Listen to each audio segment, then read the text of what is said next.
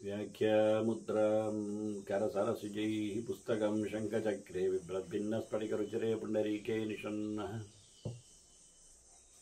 अम्लानश्रीरमृतविशतेरंशभिप्लावयन् महामाविर्भूयादनगमहिमा मानसे वागधीशः नमस्ते प्राणेश प्रणतविभवाय वनिमगाः नमस्वामिन् रामप्रियतमनमन् गुरुगुण नमस्तुभ्यं भीमप्रबलदमकृष्णेष्टभगवन्नमः श्रीमन्मध्वप्रदिश सुदर्शन्नो जय जय श्रीगुरुभ्यो नमः नारायणं सुरगुरुं जगदेकनाथं भक्तप्रियं सकललोकनमस्कृतं च त्रैगुण्यवर्जितमजं विभुमाद्यमीशं वन्दे भवग्रं अमरासुरसिद्धवन्द्यं नारायणं नमस्कृत्य नरं चैव नरोत्तमं देवीं सरस्वतीं व्यासं ततो जयमुदीरये ವೇದವ್ಯಾಸುರ ಮಹಾಭಾರತದ ಚಿಂತಕರಿಗೆ ವಂದನೆಗಳು. ಶಾಂತಿ ಪರ್ವದ 282ನೆಯ ಪ್ರವಚನ. ಶ್ರೀಕೃಷ್ಣನ ಮಹಿಮೆಯನ್ನು ಧನ್ಯಾಶ್ಚರ್ಯದ ಚಿಂತನೆಯಲ್ಲಿ ಭೀಷ್ಮರು ನಾರದರ ಅನುಭವದೊಂದಿಗೆ ತಿಳಿಸಿದರು. ಬಹಳ ಅದ್ದೂರಿಯಾದ ಭಗವಂತನ ಪಾರಮ್ಯದ ಬಗ್ಗೆ, ಅದು ಕೃಷ್ಣನದ್ದೇ ಪಾರಮ್ಯದ ಬಗ್ಗೆ, ಅಂದರೆ ಬೇರೆ ಇಲ್ಲ, ಅವತಾರದ ವ್ಯಕ್ತಿಯಲ್ಲಿ ವ್ಯತ್ಯಾಸ ಇಲ್ಲ ಅಂತ ತೋರಿಸುವ ಮಟ್ಟಿಗೆ. ಅದು ಸತ್ಯಲೋಕೇಶ್ವರನ ಚತುರ್ಮುಖನ ಮಾತಿನ ಜೊತೆಯಲ್ಲಿ ನಾರದರು ಕೇಳಿಕೊಂಡದ್ದು. ನನ್ನೊಳಗೆ ನಿಂತು ಸೃಷ್ಟಿ ಮಾಡುವ, ಶಿವನೊಳಗೆ ನಿಂತು ಸಂಹರಿಸುವ, ನಮಗೆಲ್ಲ ಶಕ್ತಿಪ್ರದನಾದವ, ಪ್ರತ್ಯೇಕನಾಗಿ ತಾನಿದ್ದು ಲೋಕವನ್ನು ಕಾಪಾಡಿಕೊಳ್ಳುವ ವಿಷ್ಣು ಅಂತ ಹೇಳುವ ಮೂಲಕ ಬ್ರಹ್ಮ ಅಂತ ಒಬ್ಬ ಇದ್ದಾನೆ, ಶಿವ ಅಂತ ಒಬ್ಬ ಬೇರೆ ಇದ್ದಾನೆ, ಎರಡು ಒಂದೇ ಅಲ್ಲ, ಅವರ ಕೆಲಸಗಳು ಬೇರೆ, ಇವರೆಲ್ಲರಿಗಿಂತಲೂ ಮಿಗಿಲಾಗಿ ಪರತ್ವವನ್ನು ಬರೆದವ ಭಗವಂತ ಇದ್ದಾನೆ ಎನ್ನುವ ಸ್ಪಷ್ಟವಾದ ಮಾತುಗಳಲ್ಲಿ, ಕೊನೆಗಂತೂ ತನ್ನ ಎತ್ತರವನ್ನು ಬಿತ್ತರಿಸುವಲ್ಲಿ ಮಾತಿನ ಪ್ರಪಂಚ ವೇದರಾಶಿ ನನ್ನನ್ನಿಟ್ಟುಕೊಂಡವ ಚತುರ್ಮುಖ ಹೇಳುವಾಗ ಸರಸ್ವತಿಗಿಂತ ಬ್ರಹ್ಮನ ಹೆಚ್ಚುಗಾರಿಕೆ, ಅದಕ್ಕೆ ಕಾರಣವಾದಂತಹ ಆಕಾಶ, ಅದರಲ್ಲಿ ವ್ಯಾಪ್ತವಾಗಿರತಕ್ಕಂತಹ ತತ್ವಗಳು, ಶಿವಾದಿಗಳಿಗೆ ಸಂಬಂಧಪಟ್ಟಂತೆ, ಹೀಗೆ ಎಲ್ಲ ತತ್ವಗಳಿಗೆ ತಾರತಮ್ಯದ ಚಿಂತನೆ, ಆ ದೇವತೆಗಳನ್ನು ಮಾತಾಡಿಸಿದ ನಾರದರ ಅನುಭವ, ಈ ಹಿನ್ನೆಲೆಯಲ್ಲಿ ಭೀಷ್ಮರು ಬಹಳ ದೊಡ್ಡದಾದ ಒಂದು ಉಪದೇಶವನ್ನು ಧರ್ಮರಾಜನಿಗೆ ನೀಡ್ತಾ ಇದ್ದಾರೆ. ನೀನು ಮಾಡಬೇಕಾದ ವಿಷಯ ಇದು ಅಂತ. ಏತತ್ತೇ ಕಥಿತಂ ರಾಜನ್ ವಿಷ್ಣು ತತ್ವಂ ಅನುತ್ತಮಂ. ಈ ತಾರತಮ್ಯದ ಪ್ರಕಾರದಲ್ಲಿ ಸರ್ವೋತ್ತಮನಾದ ಭಗವಂತನ ವಿಷಯವನ್ನು ನಾನು ನಿನಗೆ ಹೇಳಿದ್ದೇನೆ. ಹಾಗಾಗಿ ನೀನು ಭಜಸ್ವೈನಂ ವಿಶಾಲಾಕ್ಷಂ, ಇವನನ್ನು ಒಂದು ಕೈ ತೋರಿಸಿ ಹೇಳುತ್ತಾ ಇದ್ದಾನೆ ಕೃಷ್ಣನನ್ನು ಭೀಷ್ಮ. ಇವನನ್ನು ಹೇಗೆ ನೋಡಲಿಕ್ಕೆ ಉಂಟು ಕೇಳಿದರೆ, ಕೃಷ್ಣನ ಒಂದು ಸ್ಪೆಷಲ್ ರೂಪ ಹೇಗಿತ್ತು ಕೇಳಿದರೆ, ದೀರ್ಘವಾದ ಕಣ್ಣು, ಅಂದರೆ ಇದು ಸಾಮಾನ್ಯ ಎಲ್ಲರಲ್ಲಿ ಇರಲಿಲ್ಲ ಅಂತ ಅರ್ಥ ಆಗುವಂತೆ ಕೃಷ್ಣನ ಕಣ್ಣು ವಿಶಾಲವಾಗಿ ಇತ್ತು. ಕಿವಿಯ ಹತ್ತಿರದವರೆಗೆ ತಾಗುವ ಹಾಗೆ ಅವನ ಕಣ್ಣುಗಳು, ಅಂದರೆ ಕಿವಿಯೇನು ಹತ್ತಿರ ಬರಲಿಲ್ಲ, ಕಿವಿ ದೂರದಲ್ಲೇ ಇದೆ, ಕಣ್ಣು ಅಲ್ಲಿವರೆಗೆ ಇರುವಂಥ ಒಂದು ವಿಶಾಲವಾದ ಕಣ್ಣು ಎನ್ನುವುದು ಕಮಲದ ಪತ್ರದಂತೆ, ಅಂದರೆ ಎಸಳಿನಂತೆ, ಹೂವಿನ ಎಸಳಿನಂತೆ ಅಗಲಿನಿಂತ ಕಣ್ಣದು ಅಂತ ಹೇಳಲಿಕ್ಕೆ. ಭಜಸ್ವೈನ ವಿಶಾಲಾಕ್ಷಂ ಜಪನ್, ಜಪ ಮಾಡುತ್ತಾ ಭಜನೆ ಮಾಡೋದು ಅಂದ್ರೆ ಏನರ್ಥ, ಮತ್ತೆ ಭಜಸ್ವೈನ ಹೇಳಿದಾರಲ್ಲ, ಭಜನೆ ಅಂದ್ರೇನು ನೋಡಿ. ಇಡೀ ಸಂಸ್ಕೃತದ ಒಂದು ಯೂಸೇಜಿನಲ್ಲಿ, ಅಂದರೆ ಪುರಾಣಗಳಾಗಲಿ ಅಥವಾ ಇತಿಹಾಸವಾಗಲಿ ಮತ್ತು ಬೇರೆ ಯಾವುದೇ ತತ್ವಶಾಸ್ತ್ರಗಳಾಗಲಿ, ಎಲ್ಲಿಯೂ ಭಜನೆ ಶಬ್ದಕ್ಕೆ ಭಜ ಅನ್ನುವ ಶಬ್ದ, ಭಜ, ಭಜಸ್ವ, ಭಜತಿ, ಭಜತೆ, ಮುಖ್ಯವಾಗಿ ಆತ್ಮನೆ ಪದದಲ್ಲಿ ಭಜತೆ, ತನಗಾಗಿ ಅಂತ ಹೇಳೋದ್ರಿಂದ ಈ ಭಜಧಾತು ಸೇವಾಯಾಮ ಅರ್ಥದಲ್ಲಿ ಮಾತ್ರ, ಸೇವೆ ಎನ್ನುವ ಅರ್ಥದಲ್ಲಿ ಬಿಟ್ಟರೆ, ಎಲ್ಲಿಯಾದರೂ ಹೇಳಿದರೆ ಸೇವೆ ಮಾಡುವುದು ಅಂತ ಹೇಳಿದ್ದಷ್ಟೇ ಹೊರತು ಆ ಸೇವೆಯ ಪ್ರಕಾರಗಳು ಅನೇಕವಾಗಿರುತ್ತದೆ. ಅವನನ್ನು ಅದು ಬಿಟ್ಟರೆ ಎಲ್ಲಿಯೂ ಸಹ ಈ ತಾಳ ಹಿಡ್ಕೊಂಡು ಕೂಗಿಕೊಳ್ಳುವ ಕಥೆಯನ್ನು ಹೇಳಲೇ ಇಲ್ಲ. ಹಾಡುವುದು ಎನ್ನುವುದು, ಯಾವುದೋ ಒಂದು ಭಾಷೆಯ ಪದ್ಯವನ್ನು ಕೈಯಲ್ಲಿ ತಾಳ ಕಟ್ಟಿಕೊಂಡೋ ಅಥವಾ ಇನ್ನಿತರ ಇನ್ಸ್ಟ್ರೂಮೆಂಟ್ಗಳೊಂದಿಗೋ ಅಥವಾ ಕೈಕಾಲುಗಳನ್ನು ಆಡಿಸಿಕೊಂಡೋ ಹೇಳಿದ್ದೇ ಇಲ್ಲ, ಎಲ್ಲಿಯೂ ಇಲ್ಲ. ಪ್ರಧಾನವಾಗಿ ಭಗವಂತನನ್ನು ಪ್ರೀತಿಸುವಲ್ಲಿ, ಭಕ್ತಿಯಲ್ಲಿ ಶ್ರವಣ, ಕೀರ್ತನ, ಸ್ಮರಣ ಇತ್ಯಾದಿ ಹೇಳುವಾಗ ಆ ಕೀರ್ತನ ಶಬ್ದ ಭಜನೆಯನ್ನು ಹೇಳಲಿಲ್ಲ. ಕೀರ್ತನ ಅಂದರೆ ಕೇಳಿದ್ದನ್ನು ಇನ್ನೊಬ್ಬರಿಗೆ ಹೇಳುವುದು ಅಂತ ಅರ್ಥದಲ್ಲಿ. ಸತತಂ ಕೀರ್ತಯಂತೋ ಮಾಂ, ಅಲ್ಲಿಯೂ ಸಹ ಕೃಷ್ಣ ಅದನ್ನು ಉಲ್ಲೇಖ ಮಾಡುತ್ತಾನೆ. ಹೀಗಾಗಿ ಎಲ್ಲಿಯೂ ಸಹ ಭಕ್ತಿಯ ಮಜಲುಗಳಲ್ಲಿ ಈ ಕುಣಿಯುವುದಾಗಲಿ ಕುಡಿಯುವುದಾಗಲಿ ಯಾವುದೇ ರೀತಿಯಾಗಿರತಕ್ಕಂಥ ಸಂಬಂಧಗಳನ್ನು ಹೇಳುವುದಿಲ್ಲ. ಇಲ್ಲಿ ಅದನ್ನು ವಿವರಣೆ ಕೊಟ್ಟು ಭೀಷ್ಮರು ಸ್ಪಷ್ಟ ಹೇಳ್ತಾರೆ, ಭಜಸ್ವೈನಂ ವಿಶಾಲಾಕ್ಷಂ. ಏನು ಅಂತ? ಜಪನ್. ಭಜನೆಯ ಕೀರ್ತನೆಯ ಪ್ರಧಾನವಾದ ಲಕ್ಷಣ ಯಾವುದು ಹೇಳಿದರೆ ಜಪ. ಏನಂತ ಜಪ ಮಾಡಲಿ? ಧರ್ಮರಾಜನಿಗೆ ಹೇಳ್ತಾರೆ, ಕೃಷ್ಣೇತಿ ಸಪ್ತಮ, ಕೃಷ್ಣ ಕೃಷ್ಣ ಕೃಷ್ಣ ಕೃಷ್ಣ ಕೃಷ್ಣ ಕೃಷ್ಣ ಕೃಷ್ಣ ಕೃಷ್ಣ ಕೃಷ್ಣ ಕೃಷ್ಣ ಕೃಷ್ಣ ಕೃಷ್ಣ ಕೃಷ್ಣ ಕೃಷ್ಣ ಕೃಷ್ಣ ಹೇಳು ಅಂತ. ಇಷ್ಟೇ. ಪ್ರತಿನಿತ್ಯ 2 ಅಕ್ಷರದ ಭಗವಂತನ ಮಾತನ್ನು ನೀನು ತಿಳಿಸಬೇಕು ಅಂತ ಹೇಳ್ತಾನೆ. ಏನು ಅದ್ಭುತವಾಗಿದೆ. ಇದನ್ನು ನಾರದರು ನಂದನಿಗೂ ಹೋಗಿ ಹೇಳಿದ್ದಾರೆ, ನೀನು ಕೋಟಿಗಟ್ಟಲೆ ಬೇರೆ ಯಾವುದೋ ದೇವರ ನಾಮಸ್ಮರಣೆ ಮಾಡುವುದಕ್ಕಿಂತ ಕೃಷ್ಣ ಶಬ್ದ ಹೇಳು, ಅಷ್ಟು ಫಲ ಬರ್ತದೆ ಅಂತ. ಅದನ್ನೆಲ್ಲ ಬಹಳಷ್ಟು ಕಡೆಯಲ್ಲಿ ನಾನು ಹೇಳಿ ನಿಂತಿದ್ದೇನೆ. ಹೀಗಾಗಿ ಇಲ್ಲೇ ಇದ್ದಾನಲ್ಲ, ಮೋಹಯನ ಮಾಂ ತಥಾತ್ವಾಂಚ ಶೃಣೋತ್ಯೇಷಮೇರಿತಾನ್. ನೋಡಿವ ಎಷ್ಟು ಮೋಸ ಮಾಡ್ತಾ ಇದ್ದಾನೆ, ಜನರನ್ನು ಮೋಹಗೊಳಿಸ್ತಾ ಇದ್ದಾನೆ, ಅರ್ಥ ಆಗದಾಗಿ ಗೊತ್ತಿಲ್ಲದಾಗಿ ಮಾಡ್ತಾನೆ. ನಾನು ಹೇಳುವುದು ಕೇಳ್ತಾನೆ ಇದ್ದಾನೆ, ನಿನ್ನನ್ನು ನೋಡ್ತಾನೆ ಇದ್ದಾನೆ. ನೋಡಿ ಅವ ಹೇಳುದು, ಭೀಷ್ಮ ಹೇಳುದು, ನಾನು ಹೇಳ್ತಾ ಇದ್ದೆ, ನೀವು ಕೇಳ್ತಾ ಇದ್ದಾನೆ. ಕೃಷ್ಣ ಹೇಳು ಇವನ ಮಹಿಮೆ ಅಂತ ಸುಮ್ಮನೆ ಎಲ್ಲರಾಗಿ ಸಂಬಂಧಪಡದವನಾಗಿ ಮಾಡ್ತಾ ಇದ್ದಾನೆ. ಎಂತಹ ಮೋಸ, ಎಂತಹ ಮೋಹ ಅಂತಾನೆ ಭೀಷ್ಮ. ನೋಡು, ಧರ್ಮಾತ್ಮ ಚ ಮಹಾಬಾಹೋ ಭಕ್ತಾನ್ ರಕ್ಷತಿ ನಾನ್ಯಥಾ. ನೀವು ಒಳ್ಳೆ ಕೆಲಸ ಮಾಡಿದ್ಯಾ, ದೇವರ ರಕ್ಷಣೆ ಉಂಟು. ನೀನು ಒಳ್ಳೆ ಕೆಲಸಕ್ಕೆ ಹೋಗ್ತೀಯಾ, ದೇವರ ರಕ್ಷಣೆಯಲ್ಲಿದ್ದಾರೆ. ನೀನು ಒಳ್ಳೆ ಕೆಲಸಕ್ಕೆ ಎಂದು ಹೇಳಿ ಕೆಟ್ಟದ್ದು ಮಾಡ್ತೀಯಾ, ದೇವರಾಗಲಿ ನಿನಗೆ ಶಿಕ್ಷೆಯನ್ನು ಕೊಡುತ್ತಾನೆ. ಅದರಿಂದ ಧರ್ಮಾತ್ಮ ಅವನು ಪುಣ್ಯಕ್ಕೆ, ಪುಣ್ಯ ಕರ್ಮಗಳಿಗೆ ಅತ್ಯಂತ ವಿಶೇಷವಾದಂತಹ ಸವಲತ್ತು ಕೊಡುವ, ಅದನ್ನು ಸ್ವೀಕರಿಸುವವ, ಅದರ ಮೇಲೆ ಎಷ್ಟು ವಿಶೇಷವಾದಂತಹ ಪ್ರೀತಿ ವಿಶ್ವಾಸದಿಂದ ಅಂಥವರನ್ನು ರಕ್ಷಿಸುವವ. ಹಾಗಾಗಿ ಅವನ ನೀಳವಾದ ತೋಳುಗಳು ರಕ್ಷಣೆಯಲ್ಲಿ ನೆಲೆಗೊಂಡಿವೆ, ಭಕ್ತರಿಗೆ ಬೇಕಾದ್ದನ್ನು ಆನಂದಾದಿಗಳನ್ನು ಕೊಡುವಲ್ಲಿ ಸಮರ್ಥವಾಗಿವೆ ಅಂತ. ಹಾಗಾಗಿ ನೀನು ಮಾಡಬೇಕು ಅಂತ ಹೇಳ್ತಾನೆ. ಧರ್ಮರಾಜ ಜಪ ಮಾಡಬೇಕು ಹೇಳಿದ್ದು ಗೊತ್ತಾಯ್ತು ಅವನಿಗೆ. ಸ್ವಲ್ಪ ಬದಲಿಸಿ ಪ್ರಶ್ನೆಯನ್ನು ಕೇಳುತ್ತಾನೆ. ಅಜ, ಪಿತಾಮಹ ಮಹಾಪ್ರಾಜ್ಞ, ನೀನು ತುಂಬ ತಿಳಿದಿದ್ದಿ, ಸರ್ವಶಾಸ್ತ್ರ ವಿಶಾರದ, ನಿನಗೆ ಕೃಷ್ಣಶಾಸ್ತ್ರ ಮಾತ್ರ ಅಲ್ಲ ಎಲ್ಲ ಶಾಸ್ತ್ರ ಗೊತ್ತು ನಿನಗೆ, ಎಲ್ಲರನ್ನೂ ಓದಿಕೊಂಡವ, ಎಲ್ಲೆಡೆಯೂ ಓದಿಕೊಂಡಿದ್ದೀಯಾ. ನನಗೊಂದು ಪ್ರಶ್ನೆ ಉಂಟು. ಏನು? ಪ್ರಯಾಣ ಕಾಲೇ ಕಿಂಜಪ್ಯ ಮೋಕ್ಷವಿಹಿ ತತ್ವಚಿಂತಕೈ. ನನಗೆ ಸಾಯುವಾಗ ಎಂತ ಹೇಳಬೇಕು ಅಂತ ಬೇಕಲ್ಲ ಅಂತಾನೆ. ಈಗ ಸಾಯುವುದಿಲ್ಲವ. ಪ್ರಯಾಣ ಅಂದರೆ ಇಲ್ಲಿಂದ ಹೊರಡುವುದು, ಪೂರ ಹೋಗುವುದು ಅಂತ. ಹೋಗಿ ಬರುವುದರಲ್ಲಿ ಇಲ್ಲ, ಮತ್ತೆ ಬರಲಿಕ್ಕಿಲ್ಲ. ಹಾಗಾಗಿ ಹೊರಡುವಾಗ ಮನುಷ್ಯ ಏನು ಮಾಡಬೇಕು? ಜಪ. ಅಲ್ಲ, ಎಂಥದಕ್ಕೆ ಕೇಳಿದ್ರಲ್ಲ, ಮೋಕ್ಷವಿ, ಅವನಿಗೆ ಬಿಡುಗಡೆ ಬೇಕು ಅಂತ ಉಂಟು ಅಂಥವನಿಗೆ, ಮೋಕ್ಷಾಕಾಂಕ್ಷಿಗೆ. ಇಲ್ಲಿ ಮತ್ತೆ ಬರಬೇಕೆನ್ನುವನಿಗಲ್ಲ. ಮತ್ತೆ ಬರಬೇಕನ್ನು ಇಲ್ಲಿದ್ದು ಕಲ್ಗುಂಡು ಕುಂಬಳಕಾಯಿ ಯೋಚನೆ ಮಾಡಿಕೊಂಡು ಬದುಕಿದ್ರೆ ಆಯ್ತು, ಸತ್ರ ಆಯ್ತು, ಅದು ಎಮ್ಮಿ ಆಫೀಸ್ ಸ್ಮರಣ ಭಾವ ಹೇಳಿದಾಗೆ ಮತ್ತೆ ಇಲ್ಲಿ ಬಂದು ಸೇರ್ತಾನವ. ಅದಲ್ಲ, ಬೇಡ ಅಂತ ಹೊರಟವನಿಗೆ, ಎಲ್ಲವನ್ನು ತೊರೆದವನು ಏನು ಜಪ ಮಾಡಬೇಕು? ಮತ್ತೆ ಅವನು ತತ್ವಚಿಂತಕೈ, ಒಳ್ಳೆ ತತ್ವಚಿಂತನೆ ಮಾಡಿಕೊಂಡು ಏನೇನೋ ಜಪ ಮಾಡಿ ಪ್ರಯೋಜನ ಇಲ್ಲ. ಅತತ್ವ ವೇದಕ್ಕಾಗ್ತದೆ ಎಲ್ಲ. ನನಗೆ ಪರಿಶುದ್ಧವಾದ ಚಿಂತನೆ ಬೇಕು, ಅಂಥದ್ದು ಏನು ಮಾಡಲಿ ಅಂತ. ಇನ್ನು ಸ್ಮರನ್ ಗುರುಶ್ರೇಷ್ಠ ಮರಣೇ ಸಮುಪಸ್ಥಿತೆ. ಸಾವು ಬಂದಾಗ ಏನು ಸ್ಮರಣೆ ಮಾಡಬೇಕು, ಯಾರ ನೆನಪಿರಬೇಕು, ಅದರಿಂದ ನಾವು ಅತ್ಯಂತ ಎತ್ತರದ ಫಲವನ್ನು ಪಡಿಬೇಕು. ಪ್ರಾಪ್ನಿಯಾತ್ ಪರವಾಂ ಸಿದ್ಧಿಂ ಶೋಧಮಿಚ್ಛಾಮಿ ತತ್ವತಃ. ನನಗದನ್ನು ರಿಯಲಿ ಹೇಳಬೇಕು. ನೀನು ಅತ್ಯಂತ ದೊಡ್ಡ ಮಟ್ಟಿನ ಸಿದ್ಧಿ ಪಡೆಯುವಂತೆ ಯಾವುದರಿಂದ ಆಗ್ತದೆ ಅನ್ನುವುದನ್ನು ಹೇಳಿ ಅಂತ ಭೀಷ್ಮರು ಹೇಳುತ್ತಾರೆ. ದೇವರನ್ನು ನೆನಪಿಸಿಕೋ ಮಾರಾಯ.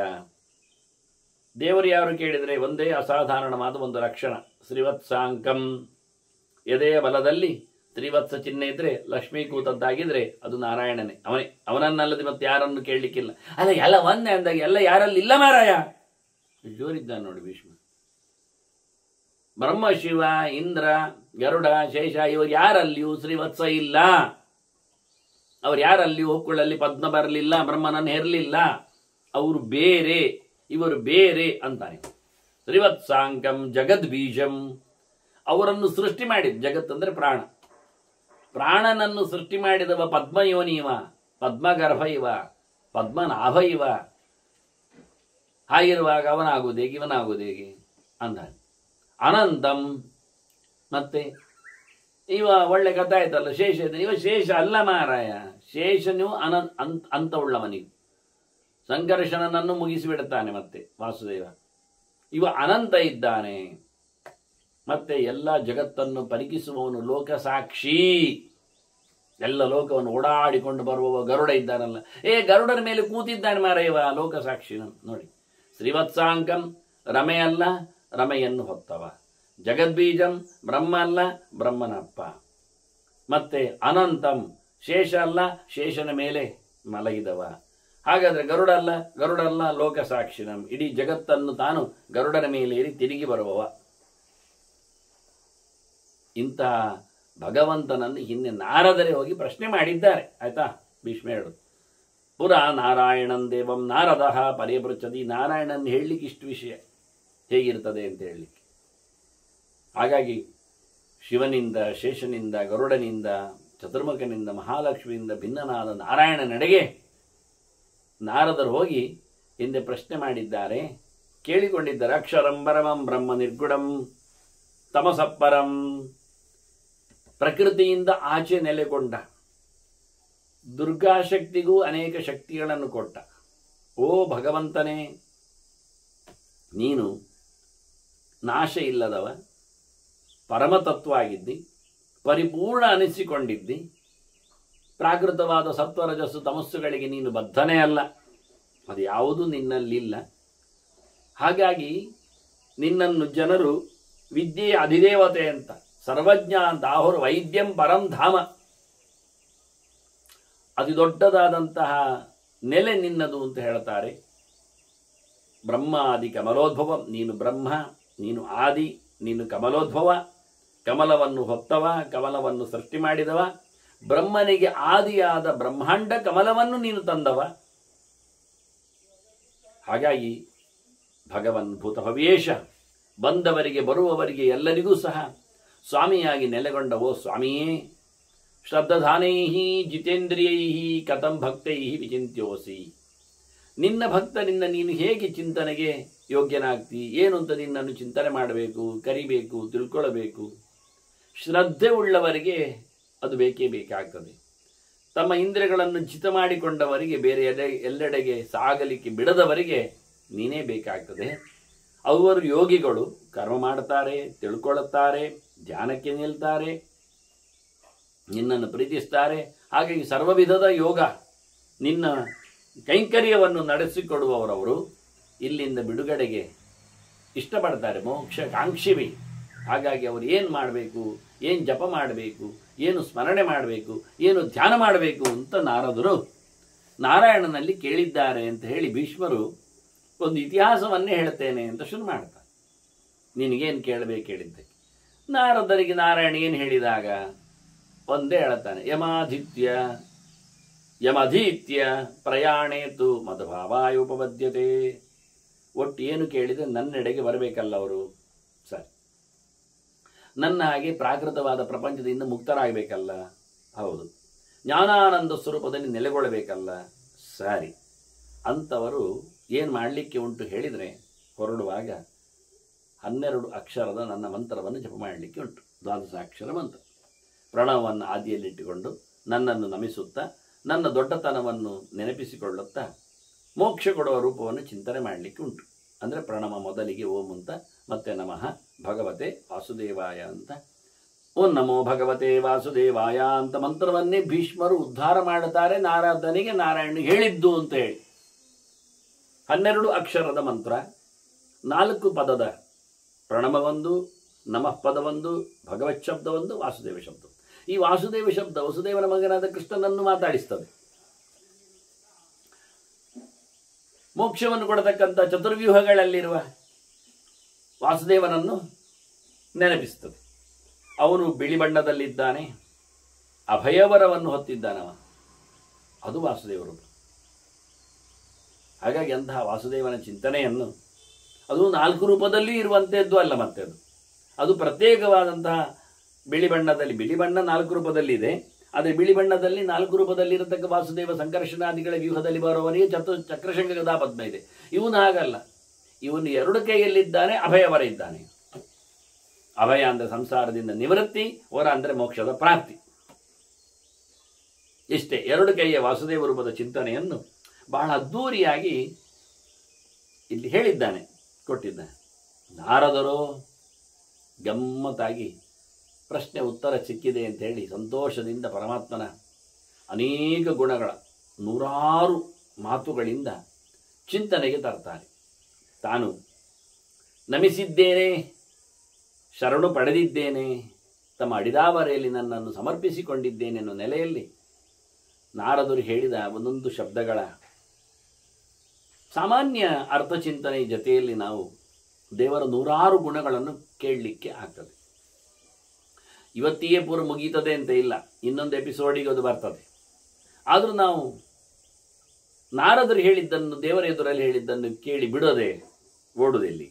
ಅದನ್ನು ಅವ್ಯಯಂ ಶಾಶ್ವತಂ ದೇವಂ ಪ್ರಭವಂ ಪುರುಷೋತ್ತಮಂ, ದೇವರು ವಿಕಾರಗೊಳ್ಳುವುದಿಲ್ಲ, ದೇವರ ದೇಹದಲ್ಲಿ ಯಾವುದೇ ರೀತಿಯಾದ ಹೆಚ್ಚು ಕಡಿಮೆ ಆಗುವುದಿಲ್ಲ ಅಂಥದ್ದಲ್ಲ. ಅದು ಅವನೇನು ಕಳ್ಕೊಳ್ಳುವುದಿಲ್ಲ ಏನನ್ನು, ಅವನು ಏಕಪ್ರಕಾರವಾಗಿ ಒಂದೇ ರೀತಿಯಲ್ಲಿ ಹಿಂದಿನಿಂದಲೂ ಇದ್ದಾನೆ.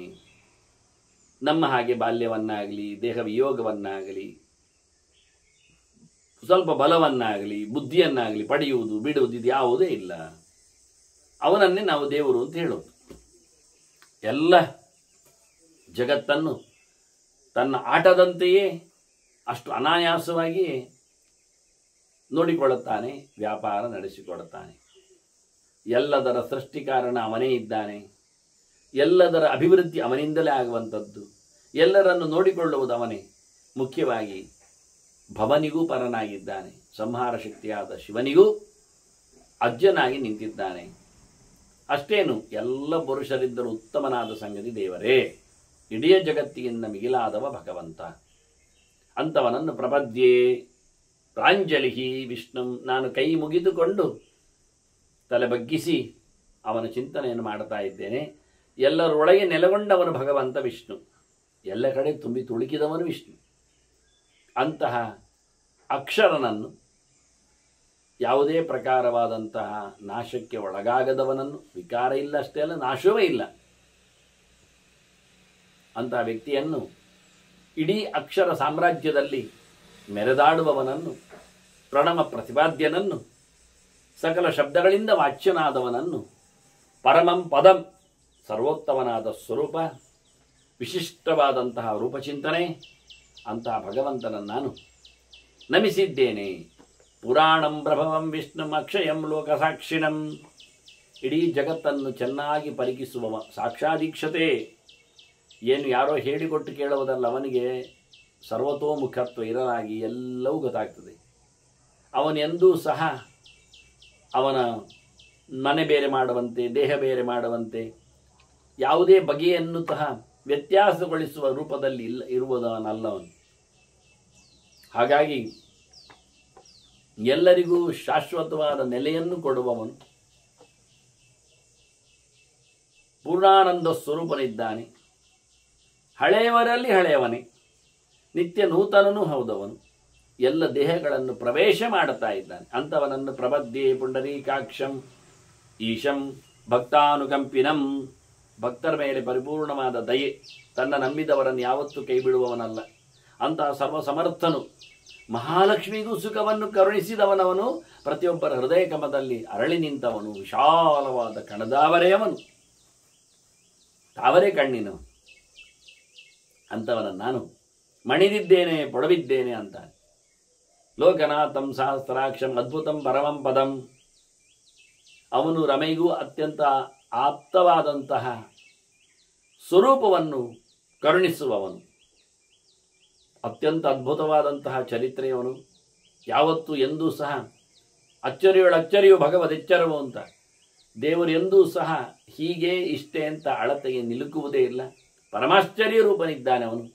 ಎಲ್ಲೆಡೆಯೂ ಅವನ ದೇಹಗಳು, ಕಾಲುಗಳು, ಕಣ್ಣುಗಳು ಯಾವುದೂ ಸಹ ಬಿಟ್ಟೋಗದ ಅವಯವಗಳಿರುವಂತೆ ಅದು ಕಳಚಲಾಗದ ಸಂಗತಿಗಳಾಗಿವೆ. ಸಹ ಸರತಿ ಅಂತ ಒಟ್ಟಿಗೆ ಇರ್ತವೆ ಅವನ ಇಂದ್ರಿಯಗಳೆಲ್ಲ.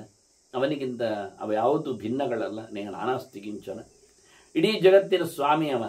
ಇಡೀ ಶಾಸ್ತ್ರದ ಒಕ್ಕೊರಳ ವಾದ ಬೇರೆ ಅವನು. ವೇದೇ ರಾಮಾಯಣೇ ಚೈವನ್ವಾಗಿ ಅಂತಹ ಭಗವಂತಂ ಪ್ರಪನ್ನೋಸ್ಮಿ ಭೂತಭವ್ಯ ಭವತ್ ಪ್ರಭುಂ. ಭೂತ ಭವ್ಯ ಭವತ್, ಆದ ಬರುವ ಇರುವ ಎಲ್ಲರಿಗೂ ಸಾಕ್ಷಿಯಾಗಿ ಸ್ವಾಮಿಯಾಗಿ ಅವರು ಮಾಡಿದ ಕರ್ಮಕ್ಕೆ ಫಲ ಕೊಡುವವನಾಗಿ ಎಲ್ಲವನ್ನೂ ನಡೆಸಿಕೊಡುವವನಾಗಿ ಸರ್ವಸಮರ್ಥನಾಗಿ ಅವರು ಯಾರೂ ಯಾರ ಕೈಯಲ್ಲಿ ಎಂದೂ ಸಹ ಏನೂ ಆಗದೇ ಇರುವಂತೆ, ಅಂದರೆ ಪೂರ್ಣ ಸ್ವಾತಂತ್ರ್ಯ ತನ್ನಲ್ಲೇ ಇದೆ ಅನ್ನುವುದನ್ನು ಹೇಳುತ್ತಾ ಅಂತಹ ಭಗವಂತನಿಗೆ ನಾನು ಶರಣಾಗಿದ್ದೇನೆ, ನನ್ನನ್ನು ಸಮರ್ಪಿಸಿಬಿಟ್ಟಿದ್ದೇನೆ.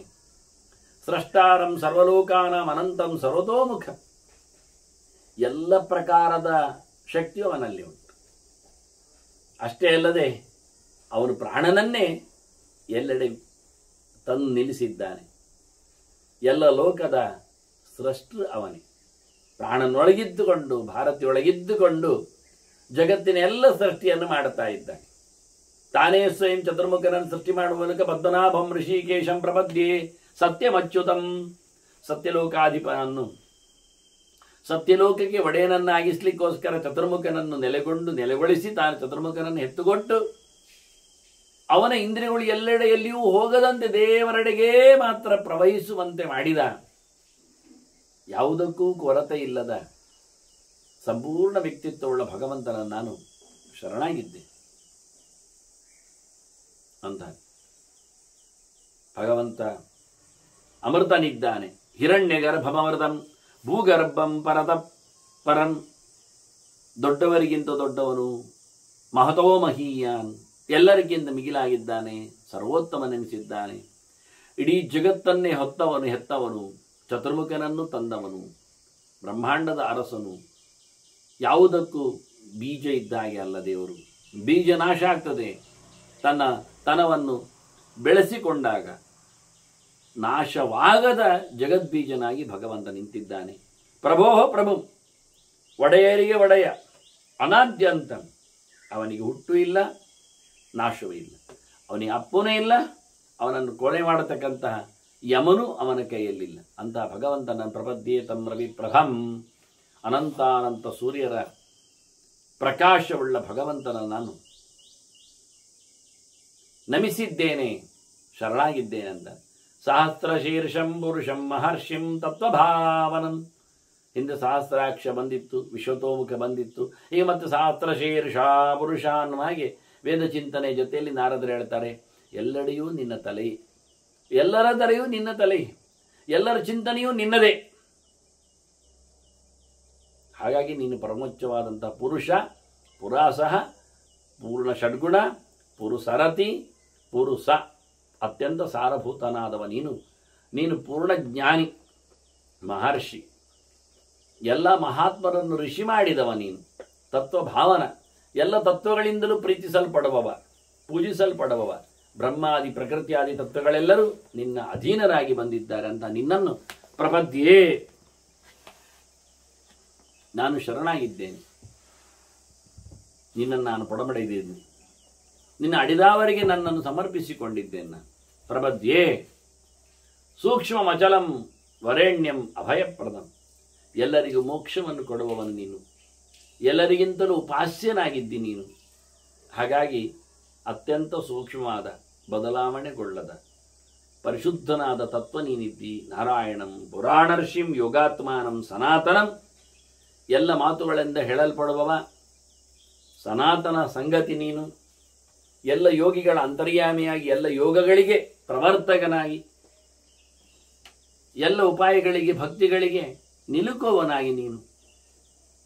ಎಲ್ಲ ಋಷಿಗಳಿಂದಲೂ ಪುರಾಣ ಅನ್ನುವುದಾಗಿ ಎಲ್ಲ ಋಷಿಗಳ ಚಿಂತನೆಯಲ್ಲಿ ಅತಿ ಮೆಚ್ಚಿನ ಸ್ಥಾನವನ್ನು ಪಡೆದವನಾಗಿ ನೀನೊಲೆಗೊಂಡಿದಿ.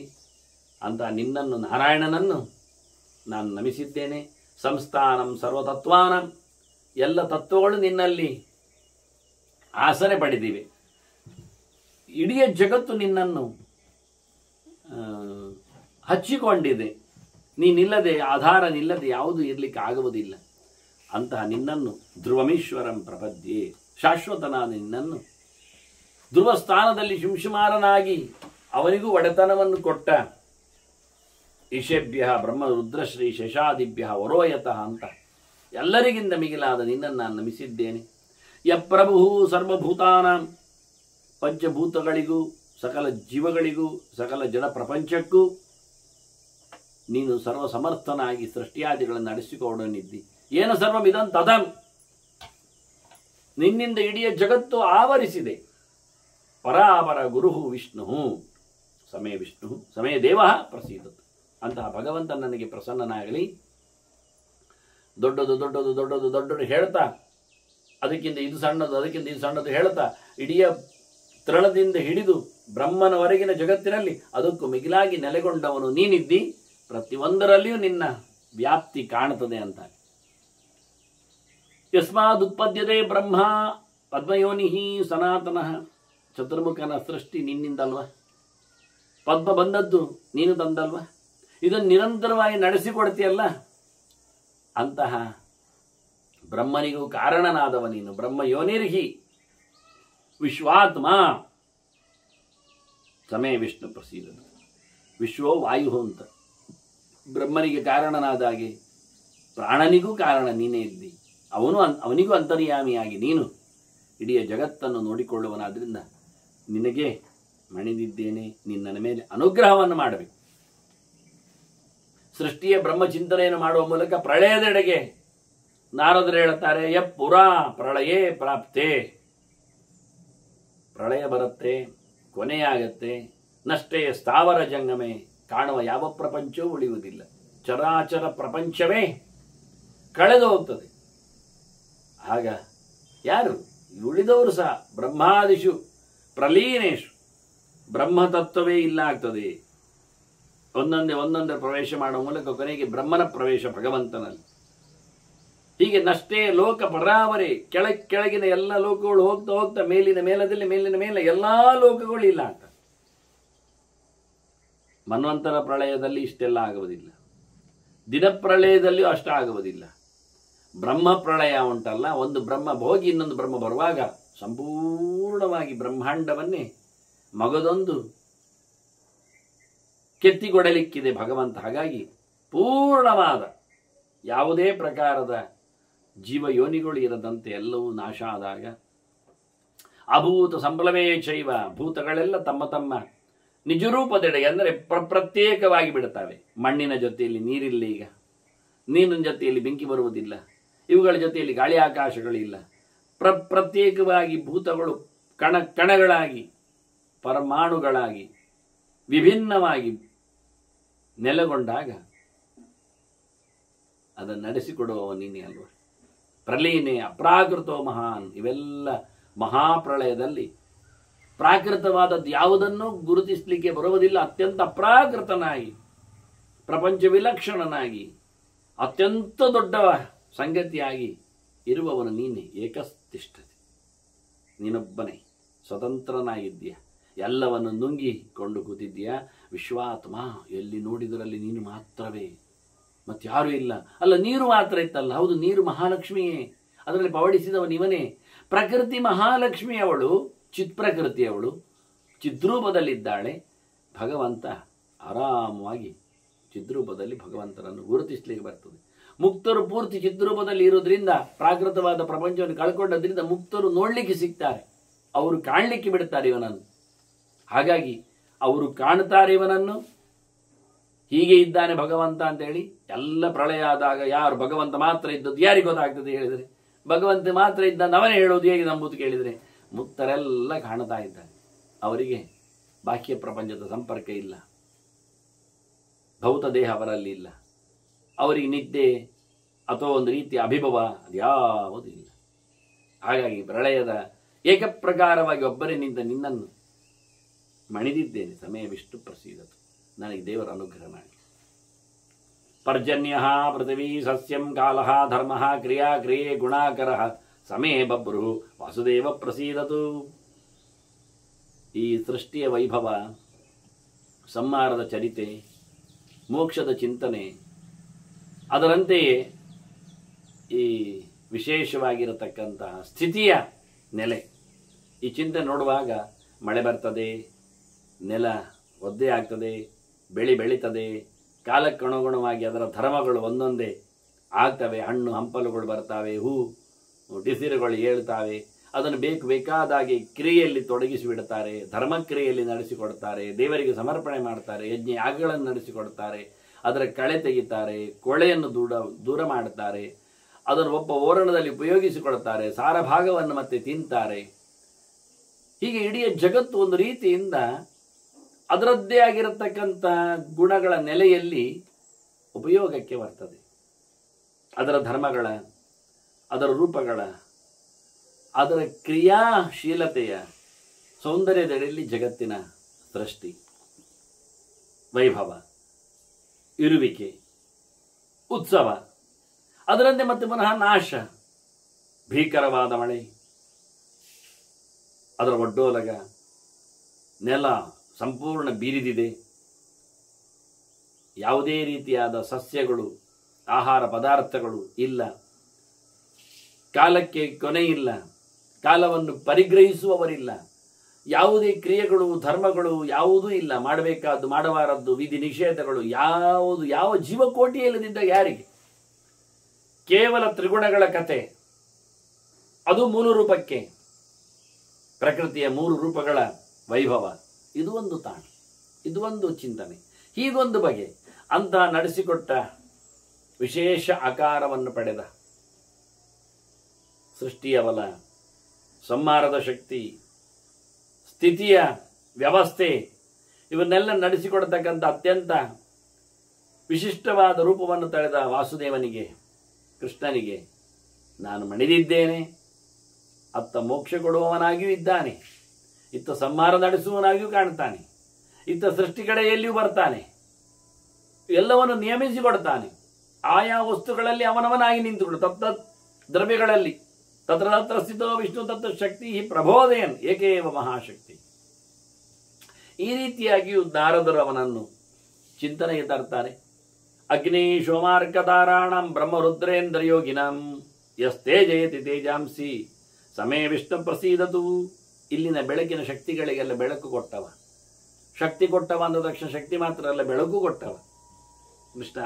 ಯದಾ ಆದಿತ್ಯ ಗದಂತೇಜಃ ಅಂತ ಹೇಳಿಕೊಂಡಿದ್ದ, ಚಂದಮಸೆ ಚಾಗ್ನವು ಅಂತ. ಹಾಗೆ ಇಲ್ಲಿ ಹೇಳುವಾಗ ಅದನ್ನೆಲ್ಲ ಇಟ್ಟುಕೊಂಡು ಅಗ್ನಿ ಸೋಮಾರ್ಕ ತಾರಾಣಂ, ಅಗ್ನಿ ಸೋಮ ಅರ್ಕ ಮೂರು ಜನರು ಬಂದರು. ರವಿ ಸೋಮ ಅಂದರೆ ಚಂದ್ರ ಮತ್ತೆ ಅಗ್ನಿ, ಮೂರು ಬೆಂಕಿಗಳ ಉಂಡೆಗಳು ಬಂದರೆ ತಾರಾಣಂ ಇಟ್ಟುಕೊಂಡಿದ್ದಾನೆ. ನಕ್ಷತ್ರಗಳು ಸಹ ಅಂದರೆ ಸ್ವತಂತ್ರವಾದ ಬೆಳಕಿನಲ್ಲಿ ನೆಲೆಗೊಂಡವುಗಳು ಅಂತ ಹೇಳ್ತಾ ಅವುಗಳನ್ನು ಇಟ್ಟುಕೊಂಡು, ಇವೆಲ್ಲದಕ್ಕೂ ಮಾತ್ರ ಅಲ್ಲ, ಬ್ರಹ್ಮ ರುದ್ರ ಇಂದ್ರ ಯೋಗಿಗಳಿಗೆಲ್ಲ ಯಾರು ಬೆಳಕು ಕೊಡ್ತಾನೆ, ತೇಜಸ್ಸು ಕೊಡ್ತಾನೆ, ಪ್ರಭಾವವನ್ನು ತರಿಸ್ತಾನೆ, ಶಕ್ತಿಯನ್ನು ಆಧಾನ ಮಾಡ್ತಾನೆ ಅಂತಹ ಭಗವಂತನಿಗೆ, ಎಲ್ಲದರ ಮೊತ್ತದ ತೇಜಸ್ಸಿಗೆ, ತೇಜೋರೂಪನಿಗೆ ನಾನು ಮಣಿದಿದ್ದೇನೆ ಅಂತಹ ಭಗವಂತ ಎಲ್ಲರೊಳಗೆ ತೇಜೋರೂಪದಲ್ಲಿ ಕೂತವನು ನನಗೆ ಅನುಗ್ರಹ ಮಾಡಲಿ. ಯೋಗಾವಾಸ ನಮಸ್ತುಭ್ಯಂ ಸರ್ವಾವಾಸ ವರಪ್ರದ. ಎಲ್ಲ ಯೋಗಗಳಿಗೆ ಆವಾಸ ಕೇಂದ್ರ ನೀನು, ಎಲ್ಲ ಯೋಗಿಗಳು ನಿನ್ನೆಡೆಗೆ ಬರುವವರೇ.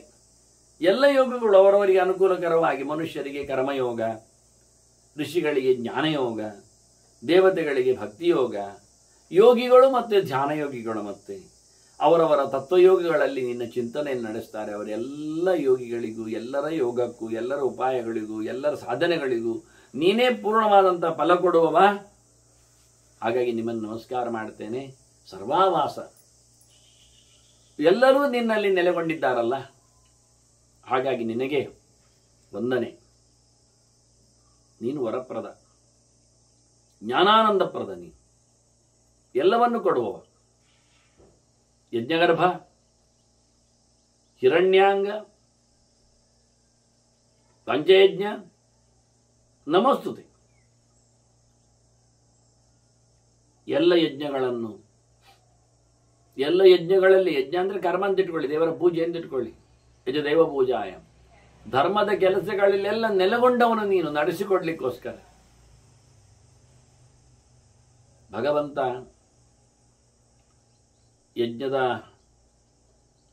ಯಜ್ಞರೂಪನಿದ್ದಾನೆ, ನಡೆಸಿಕೊಡುವನಿದ್ದಾನೆ, ಆಹುತಿ ಸ್ವೀಕರಿಸುವವನಿದ್ದಾನೆ, ಅದರೊಟ್ಟಿಗೆ ನಡೆಸುವ ವ್ಯಕ್ತಿಗಳಲ್ಲಿ ಯಜಮಾನಾದಿಗಳಲ್ಲಿಯೂ ನೆಲೆಗೊಳ್ತಾನೆ. ಹಾಗಾಗಿ ಭಗವಂತ ಯಜ್ಞಭುಕ್ಚೇತಿ ಪಂಚಾತ್ಮ ಯಜ್ಞೇಶು ಇಜ್ಯ ಹರಿಸ್ವಯಂ ಅಂತ ಪಂಚಸ್ವರೂಪದಲ್ಲಿ ಭಗವಂತ ಇದ್ದಾನೆ. ಯಜ್ಞಭೃತ್ ಯಜ್ಞಿ ಯಜ್ಞಾಂಗ ಯಜ್ಞವಾಹನ ಅಂತ ಹೇಳುತ್ತಾ ಭಗವಂತನ 7 ಪ್ರಭೇದದ ಯಜ್ಞ ಚಿಂತನೆಯನ್ನು ಮುಂದೆ ಭೀಷ್ಮರು 1000 ಭಗವಂತನ ರೂಪಗಳನ್ನು ಹೇಳುವಲ್ಲಿ ಹೇಳುತ್ತಾರೆ.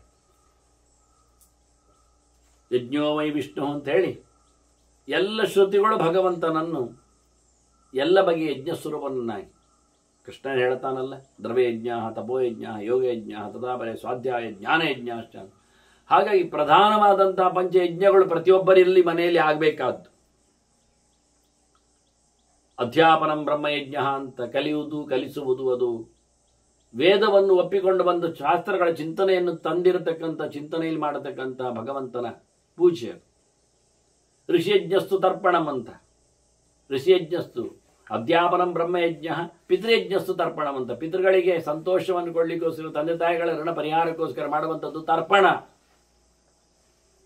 ಹೋಮೋ ದೈವ, ತತ್ವ ದೇವತೆಗಳಿಗೆಲ್ಲ ನೆಲೆಗೊಂಡವರಿಗೆಲ್ಲ ಸಂತೃಪ್ತಿಗೊಳ್ಳಿಕ್ಕೋಸ್ಕರ ಮಾಡುವಂಥದ್ದು ಕಾಲಕಾಲದ ಅಗ್ನಿಮುಖದ ಸಮಾರಾಧನೆ ಹೋಮ, ಅದು ದೇವಯಜ್ಞ.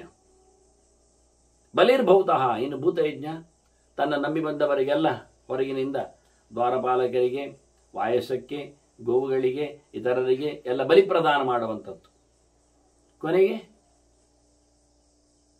ಅತಿಥಿಯಜ್ಞ, ನೃಯಜ್ಞ ಅತಿಥಿ ಪೂಜನ, ಮನುಷ್ಯಯಜ್ಞ, ಬಂದವರಿಗೆ ಬರಮಾಡಿಸಿಕೊಂಡವರಿಗೆ ಭಗವಂತನ ಪ್ರತೀಕವಾಗಿ ಉಪಾಸನೆ ಮಾಡುವ ಕ್ರಮ. ವೈಷ್ಣವನು ಬ್ರಾಹ್ಮಣನು ಇವೆಲ್ಲ ಭಗವಂತ ಪ್ರತೀಕವಾಗಿ ಹೇಳಿದ್ದಾನೆ. ಹೀಗಾಗಿ ಇದು ಒಂದು ಪ್ರಧಾನವಾದಂತಹ 5 ಯಜ್ಞ, ಪಂಚಯಜ್ಞ.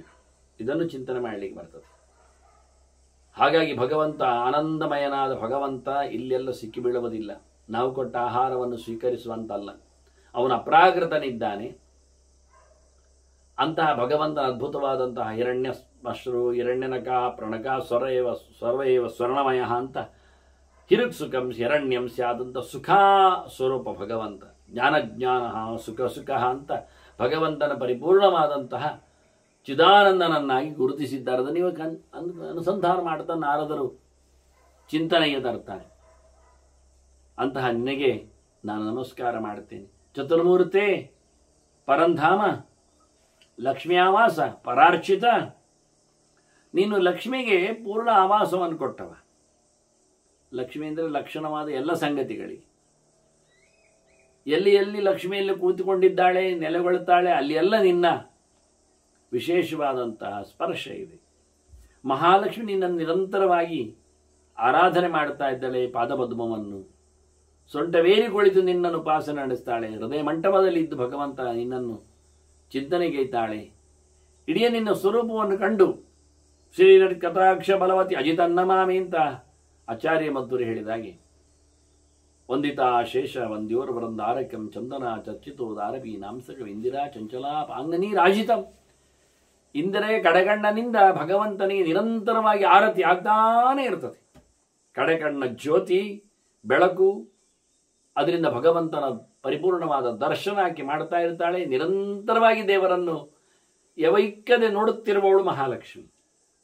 ಹೊಚ್ಚ ಹೊಸದಾಗಿ ಭಗವಂತನ ವೈಭವವನ್ನು ಆಸ್ವಾದಿಸ್ತಾ ಇರ್ತಾಳೆ, ಅವಳಿಗೆ ಕಾಣ್ತಾ ಇರ್ತದೆ. ನಾವೇ ಕೆಲವೊಮ್ಮೆ ಒಂದು ದೊಡ್ಡ ಮರ ಇದ್ದರೆ ಅದರಲ್ಲಿ ವಿಶಿಷ್ಟವಾಗಿರತಕ್ಕಂಥ ವಿನ್ಯಾಸಗಳಿದ್ರೆ ನೋಡ್ತಾ ನೋಡ್ತಾ ನೋಡ್ತಾ ಹೀಗೆ ಕಣ್ಣರಳಿಸಿ ಅದನ್ನೇ ಮತ್ತೆ ಮತ್ತೆ ಗಮನಿಸ್ತೇವೆ. ಎಷ್ಟು ಸಮಯ ಅದು ನಮ್ಮ ಮನಪಟಲದೊಳಗೆ ಅಚ್ಚೊತ್ತುತ್ತೋ ಅಷ್ಟೊತ್ತು ಅದರ ಹೊಸತನವನ್ನು ಕುಡಿತೇವೆ. ಕೊನೆಗೆ ಆಯ್ತು ಇಷ್ಟೇ, ಮತ್ತೆ ಯಾರೋ ನೋಡಿ ಹೇಳಿದ್ರು, ಅದು ನೋಡಿದೆ ಆಗ ಹೇಳ್ತೇವೆ. ಭಗವಂತನಲ್ಲಿ ಅಂತಹ ಒಮ್ಮೆ ನೋಡಿದ ಕತೆ ಇನ್ನೊಮ್ಮೆ ಇಲ್ಲ. ಅಲ್ಲಿ ಹೊಚ್ಚ ಹೊಸದಾಗಿ ಭಗವಂತನ ವೈಭವ. ಆದ್ದರಿಂದ ಮಹಾಲಕ್ಷ್ಮಿ ನಿಲುಕದೆ ನಿರುಕಿಸುವಳು ಅವಳು ಭಗವಂತನ ವೈಭವಗಳನ್ನೆಲ್ಲ. ಅಂತಹ ಲಕ್ಷ್ಮಿಗೆ ವಿಶೇಷವಾದ ಆವಾಸ ನೀನು ಎನಿಸಿದ್ದಿ. ಇಡೀ ಜಗತ್ತಿನಲ್ಲಿ ನೆಲೆಗೊಂಡಂತೆಲ್ಲ ಲಕ್ಷ್ಮಿಯಲ್ಲಿ ನಿನ್ನ ಆವಾಸ. ಅವಳಿಂದ ನಿರಂತರವಾಗಿ ಪೂಜೆಗೊಂಡವ ಪರಾರ್ಚಿತ ಶ್ರೀ ಪರಾ ಪ್ರಗತಿ ಪ್ರೋಕ್ತ. ದೊಡ್ಡ ಮಟ್ಟಿನ ಪೂಜೆ ಯಾರು ಮಾಡೋದು ಕೇಳಿದರೆ ನಿತ್ಯ ಅದು ಲಕ್ಷ್ಮಿ. ಹಾಗೆ ಅವಳಿಗೆ ಯಾವುದೇ ದಿನವೂ ಸಹ ರಜೆಯೇ ಇಲ್ಲ, ಯಾವುದಕ್ಕೂ ರಜೆ ಇಲ್ಲ. ಅಂತಹ ವಿಶಿಷ್ಟವಾದಂತಹ ಸಾಮರ್ಥ್ಯವುಳ್ಳವಳು ಮಹಾಲಕ್ಷ್ಮಿ. ನಿನಗೆ ಯಾಕೆಂದರೆ ಉಣಬಡಿಸಬೇಕಾದ್ರೆ ಅಡುಗೆಯೂ ಅವಳೆ ಮಾಡೋದು. ಮತ್ತು ಬಿಡಿ, ಉಣಬಡಿಸುವಾಗ ಆಪೋಷಣ ಕೊಡಲಿಕ್ಕೆ ಅಂದರೆ ಪರಿಷೇಕ ಮಾಡಿ ಭೋಜನ ಮಾಡುವಾಗ ಆಪೋಷಣ ಕೈಗೆ ನೀರು ಕೊಡಲಿಕ್ಕೆ ರಮೆ ಬೇಕು. ಅನುಸಂಧಾನದ ಚಿತ್ರಣದ ಚಿಂತನೆಯ ಕಥೆ ಇದು. ಹಾಗಿರುವಾಗ ಮಹಾಲಕ್ಷ್ಮಿ ಸಮೇತ ನಾರಾಯಣ ಊಟ ಮಾಡೋದಿಲ್ಲ ಎನ್ನುವುದು ಗಟ್ಟಿಯಾಯಿತು. ಎಷ್ಟೋ ಜನರಿಗೆಲ್ಲ ಕನ್ಫ್ಯೂಸ್, ಭಾರಿ ಕಷ್ಟ. ಅವರು ದೇವರೊಟ್ಟಿಗೆ ಲಕ್ಷ್ಮೀದು ಊಟ ಆಗಿರ್ತದೆ, ಸಮರ್ಪಣೆ ಆಗ್ತದೆ, ಮತ್ತೆ ಸೀದ ಹೋಗಿ ಪ್ರಾಣದೇವರಿಗೆ ಸಮರ್ಪಣೆ ಮಾಡಿದ್ರೆ ಆಯಿತು. ಅದು ಪೂರಾ ತಪ್ಪೆ, ಆಗುವುದೇ ಇಲ್ಲ. ರಮಾ ನೈವೇದ್ಯ ಅಂತಷ್ಟು ಮತ್ತೆ ಹೇಳುವಾಗಲೂ ವಾಕ್ಯ ಆಗೇ ಇರುತ್ತಲ್ವ. ರಮಾ ಬ್ರಹ್ಮಾದಯೋ ದೇವಾಹ ಸನಕಾದ್ಯ ಅಂತ ಹೇಳಿಕೊಂಡು ದೇವರ ಪ್ರಸಾದವನ್ನು ಕೊಡುವಲ್ಲಿ ಮೊದಲಿಗೆ ರಮೆಯನ್ನು ಇಟ್ಟುಕೊಳ್ಳಿಕೊಂಡು ದೇವರ ಊಟ ಆದ ಬಳಿಕ ಮತ್ತೆ ರಮೆಗೆಲ್ಲ ಸುರು. ಕ್ರಮ ಪ್ರಕಾರ ಹಾಗೆ ಎಲ್ಲ ಹಾಗೆ ಒಂದೇ ನಮೂನೆ. ಬೇಕಾದರೆ ಸಮಾನರಿದ್ದಾರೆ ಹೇಳಿಕೊಂಡು ಒಟ್ಟೊಟ್ಟು ಬೇಕಾದ್ರೆ ಊಟ ಹಾಕಿ ಒಟ್ಟಿಗೆ ಒಂದೇ ತಟ್ಟೆಯಲ್ಲಿ ಮಾತ್ರ ಹಾಕಬೇಡಿ, ನಾಚಿಗೆ ಹೆಸಿಗೆ. ಅದೆಂತ ಇರ್ತಾರ ಅದು ಹಾಗೆ ಮಾಡಲಿಕ್ಕೆ? ಬ್ರಹ್ಮವಾಯುಗಳು ಸಮಾನರು, ಸರಸ್ವತಿ ಭಾರತೀಯರು ಸಮಾನರು ಅಂದ ತಕ್ಷಣ ಬ್ರಹ್ಮನೇ ವಾಯು ಅಲ್ಲ, ವಾಯುವೇ ಬ್ರಹ್ಮ ಅಲ್ಲ. ವಾಯು ಬೇರೆ ಇದ್ದಾನೆ, ಬ್ರಹ್ಮ ಬೇರೆ ಇದ್ದಾನೆ. ನಾಳೆ ವಾಯು ಬ್ರಹ್ಮನ ಆಗ್ತಾರೆ, ನಿನ್ನೆ ವಾಯು ಆಗಿದ್ದ ಬ್ರಹ್ಮ. ಅಷ್ಟು ಹೊರತುಪಡಿಸಿದರೆ ಅವರಿಬ್ಬರು ಬೇರೆ ಇದ್ದಾರೆ. ಅದನ್ನು ಅವರಿಬ್ಬರಿಗೆ ಬೇರೆ ತಟ್ಟೆ ಹಾಕಿ ಒಟ್ಟಿಗೆ ಬೇಕಾದ್ರೆ ಊಟ ಹಾಕಿ. ಇತ್ತ ಸರಸ್ವತಿ ಬಳಸುವುದು, ಅಲ್ಲಿ ಭಾರತೀಯ ಬಳಸುವುದು ವಾಯುವಿಗೆ. ಹಾಗೆ ಮಾಡು. ಅದು ಬಿಟ್ಟು ಒಂದೇ ತಟ್ಟೆಯಲ್ಲಿ ಇಬ್ಬರು ಎರಡು ಕೈ ಹಾಕಿ ಊಟ ಮಾಡುವುದು, ಒಂದೇ ತಟ್ಟೆಯಲ್ಲಿ ಇಬ್ಬರನ್ನು ಕುಳ್ಳಿರಿಸಿ ಒಂದೇ ಮಂಡೆಯಲ್ಲಿ ನೀರು ಹಾಕಿ ಬಿಡುವುದು ಅವರಿಗೆ, ಅದೆಲ್ಲ ಮಾಡಲಿಕ್ಕೆ ಆಗೋದಿಲ್ಲ. ಅದೆಲ್ಲ ಆಗುವಂಥದ್ದಲ್ಲ. ಅದು ಜೀವ ಭೇದವನ್ನು ಆಚಾರ್ಯರು ಸ್ಪಷ್ಟವಾಗಿ ತಿಳಿಸಿಕೊಟ್ಟಾಗ ಅವರದ್ದೇ ಆಗಿರತಕ್ಕಂಥ ಭಿನ್ನ ಧರ್ಮಶ್ಚ ಪದಾರ್ಥ ನಿಖಿಲಾಪಿ, ಎಲ್ಲರಲ್ಲಿ ಅವರದ್ದೇ ಆಗಿರತಕ್ಕಂಥ ಭೇದ ಧರ್ಮ ಇರಲಿಕ್ಕೆ ಹೋಗಿ ಒಂದಕ್ಕೊಂದು ಆಗುವುದೇ ಇಲ್ಲ. ಹೀಗೆ ಬಹಳ ಸ್ಪಷ್ಟವಾಗಿ ಬಹಳ ವೈಭವದಿಂದ ಎಲ್ಲ ಸ್ವಯಂಇಂದಿರೈವ ಪತಿಮಾನಕರಿ ಅಂತ ಮಹಾಲಕ್ಷ್ಮಿ ಪಾತ್ರವೂ ಆಗಿ, ವಸ್ತುವಾಗಿ, ಬಡಿಸುವವಳು ಆಗಿ, ಅಡುಗೆ ಮಾಡುವವಳಾಗಿ, ತಿನ್ನಿಸುವವಳು ಆಗಿ, ಇತ್ತ ಗಾಳಿ ಹಾಕ್ತಾ ಅತ್ತ ವಿಶೇಷವಾದ ಸೇವೆ. ಖಾಲಿ ಊಟದಲ್ಲಿ ಹೇಳಿದ್ದಲ್ಲ, ದೇವರೇನು ಊಟ ಮಾಡುವುದಿಲ್ಲ ಬಿಡಿ.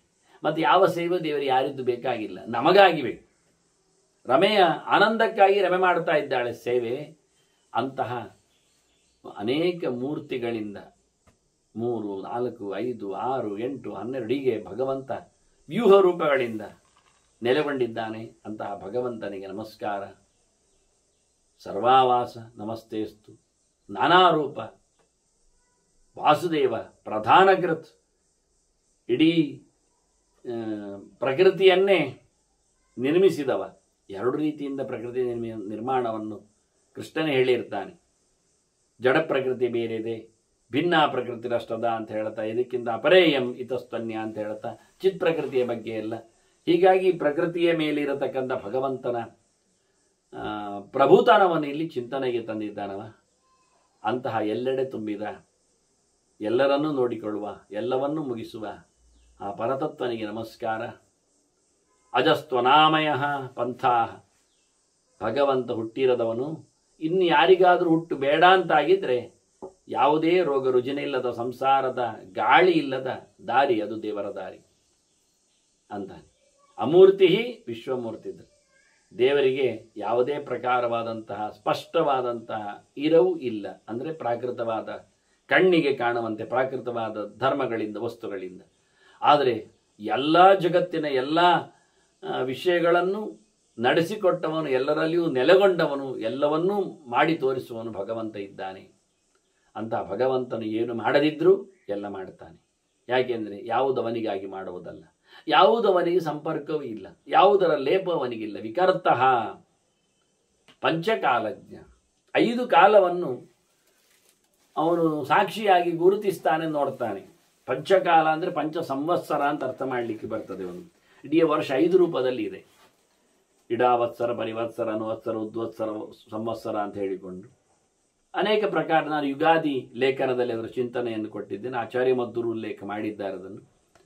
ಗುರುವಿನ ಚಾರದಿಂದ, ನಕ್ಷತ್ರಗಳ ಲೆಕ್ಕಾಚಾರದಲ್ಲಿ, ಮತ್ತು ದಿನದ ಮಾನದಲ್ಲಿ, ಮತ್ತು ಸೂರ್ಯನ ಪರಿಭ್ರಮಣೆಯಲ್ಲಿ ಇಂತ ಹೇಳಿಕೊಳ್ಳುವ ಮೂಲಕ ಚಂದ್ರಗತಿಯನ್ನು ಅವಲಂಬಿಸಿ ಇದು ಪಂಚಕಾಲಜ್ಞ ಅಂತ ಅರ್ಥ ಮಾಡಲಿಕ್ಕಾಗ್ತದೆ. ಮತ್ತು 5 ಕಾಲಗಳು ಅಂದರೆ ಪಂಚಾಂಗ, ಪ್ರತಿನಿತ್ಯವೂ ವ್ಯತ್ಯಾಸ ಆಗುವ ಒಂದು ತಿಥಿವಾರ ನಕ್ಷತ್ರ ಯೋಗಕರಣ ಅಂತ. ಇದು ಪ್ರತಿನಿತ್ಯ ವ್ಯತ್ಯಾಸ ಆಗ್ತದೆ. 5 ಕಾಲ ಅವಯವಗಳು. ತಿಥಿ ಅದು ನಾವೆಲ್ಲ ತಿಥಿಗಳು ಇಲ್ಲಿ ಬಂದು ಹೋದವರು, ಆದ್ರಿಂದ ತಿಥಿ ಅಂದರೆ ಅದು ಭಗವಂತ. ವ್ಯಾಪ್ತಿ ಸ್ಥಿತಿ ವಿಧಾಯಕ ಉತಾಥ ಅಂದರೆ ಎಲ್ಲೆಡೆ ತುಂಬಿದವ, ಎಲ್ಲವನ್ನು ಹೊತ್ತವ, ಯಾವತ್ತೂ ಇರುವವ, ಆನಂದದ ಸೆಲೆ. ಅದರಿಂದ ಭಗವಂತ ತಿಥಿ. ದೇವರು ವರ ಅಂದ್ರೆ ನಮಗೆ ಅರ್ಥ ಆಯಿತು, ಸರ್ವವರ ಆದ್ರಿಂದ ವಾರ, ಎಲ್ಲರಿಗಿಂತ ಮಿಗಿಲಿದ್ದಾನವ. ನಾವಂತೂ ಅವರರು, ಭಗವಂತ ವಾರ ಇದ್ದಾನೆ. ಮತ್ತೆ ಅವರು ಇವನಷ್ಟು ನಮಗೆ ತೊಂದರೆಯಾದವರು ರಕ್ಷಣೆ ಮಾಡುವವರು ಮತ್ತೆ ಯಾರು ಇಲ್ಲ. ಕ್ಷತ್ರಿಯ ತೊಂದರೆ ಆದಾಗ ರಕ್ಷಣೆ ಮಾಡ್ತಾನೆ, ಆದರೆ ಅವನೇ ಸಾಯ್ತಾನಲ್ಲ, ಕೆಲವೊಮ್ಮೆ ಅವನನ್ನು ಕೊಲ್ತಾರಲ್ಲ. ಆದ್ದರಿಂದ ಕ್ಷತ್ರ ತೊಂದರೆಗೆ ಬಿದ್ದವನನ್ನು ತ್ರಾಣ ಮಾಡುವಲ್ಲಿ, ರಕ್ಷಣೆ ಮಾಡುವಲ್ಲಿ ಭಗವಂತನಂತ ವ್ಯಕ್ತಿ ಇನ್ಯಾರೂ ಇಲ್ಲ. ಯೋಗ, ತನ್ನ ಯೋಗವನ್ನು ಕೊಡುವವ ಬ್ರಹ್ಮಯೋಗ. ಭಗವಂತನ ಸಂಬಂಧ ಮೊದಲಿಂದಲೂ ಬಿಂಬ ಪ್ರತಿಬಿಂಬನಾಗಿ ಭಗವಂತನ ಸಂಬಂಧ ಚಿಂತನೆ. ಕಾರಣ ಎಲ್ಲ ಉಪಕರಣಗಳನ್ನು ಕೊಟ್ಟವ, ನಮಗೆ ಕೈ ಕೊಟ್ಟಿದ್ದಾನೆ, ಆನಂದದ ಉಣಿಸಿಕೊಡ್ಲಿಕ್ಕೆ ಕಾರಣನಾಗಿದ್ದಾನೆ. ಹಾಗಾಗಿ ಸಾಧನೆಯ ಜೊತೆಯಲ್ಲಿ ಜಗತ್ತನ್ನು ಕೊಡುವ ಮೂಲಕ, ನಮಗೆ ದೇಹದ ಉಪಕರಣದಲ್ಲಿ ತನ್ನ ಕೆಲಸಗಳನ್ನು ಹೇಳಿಕೊಡುವ ಮೂಲಕ, ಹೀಗೆ ಪ್ರತಿನಿತ್ಯದ ಪಂಚಾಂಗನೂ ಅವನೇ. ಇನ್ನು ಬದಲಾಗದ ದೊಡ್ಡ ಪಂಚಕಾಲನೂ ಅವನೇ. ದೊಡ್ಡ ಪಂಚಕಾಲದಲ್ಲಿ ವತ್ಸರ, ಅಯನ, ಋತು, ಮಾಸ, ಪಕ್ಷ, ಇದು 5 ಸೇರಿದೆ. ಹೀಗಾಗಿ 10ರ ಮುಖದಲ್ಲಿ 10 ಭಗವಂತನ ರೂಪಗಳು ಇವೆ. ವಾಸುದೇವಾದಿ ರೂಪಗಳು ಈ 5 ಚಿಂತನೆಯಲ್ಲಿ ತರ್ತಾವೆ. ಇವನ್ನೆಲ್ಲ ಅನುಸಂಧಾನ ಮಾಡಲಿಕ್ಕೆ ಇರುವಂಥದ್ದೇ. ಹಾಗೆಯೇ ಭಗವಂತ ಪಂಚಕಾಲಜ್ಞ ಅಂದರೆ 3 ಹೊತ್ತಿನ ಸಂಧ್ಯಾವಂದನೆಯಲ್ಲಿ ಸಿಗ್ತಾನೆ. ಇದು ತ್ರಿಕಾಲ ಆಯಿತು.